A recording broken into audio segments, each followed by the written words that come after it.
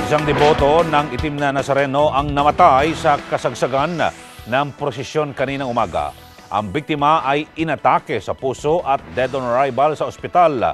Marami rin ang nasugatan sa pangyayari ng prosesyon. Si Juliet Karangian sa detalye. Dead on arrival sa Manila Doctors Hospital ang isang 42 anyos na si Renato Gurion, isa sa mga alagad sa prosesyon ng Black Nazarene ng mga Katoliko. Pasado alas 8 ng umaga nang mahimatay si Gurion, halos di pa nakakalayo ang prosesyon mula sa Quirino Grandstand patungong Quiapo sa Maynila. Nadaganan at naipit raw siya ng mga deboto hanggang sa napalayo siya sa kanyang mga kasama. Ayon sa mga kamag-anak ng biktima, may sakit sa puso si Gurion at sumailalim na sa angioplasty, 5 taon na ang nakalilipas. Umupo siya sa loob ng andas, lumubog siya, yung tatawag namin na lumubog. Ngayon yung kamay niya nakatukot sa likurang bewang ko. Meron siya para tayo nagugulat kapag ganun siya. Kaya sabi ko sa kanya, pre, ano ba nangyari? Sabi niya, okay lang. Hanggang sa napalayo siya sa akin. Palayo siya sa amin na kami magkasama talaga eh. Kami magkatabi, kami yung ano.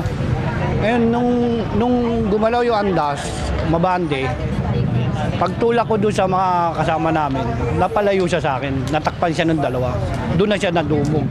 Doon na siya, hanggang sa narinig na lang namin yung kasama namin na inaatake na siya. Ikinagalit naman ng ilang mga kaanak matapos ipagbawal umano ng ospital na makita ang bangkay ng biktima. Nakapagbayad na raw sila para mailabas na ang labi, subalit natagalan pa bago nila nakuha ang bangkay ni Gurion. Una rito ay nagpaalala na ang Department of Health na wag nang sumama sa okasyon ang mga may sakit. Alam mo rin naman sa kondisyon mo at tulakan, I'm sure medyo tulakan yung mga ganyan eh. Kung ikaw may disiplina ka sa sarili mo, hindi ka sigurado sa katabi mo, kung may disiplina din siya at hindi maninikot, hindi magbabalyahan yan. Kung buntis, may edad, may high blood, huwag na nating, pwede naman, I'm sure this will be covered naman eh.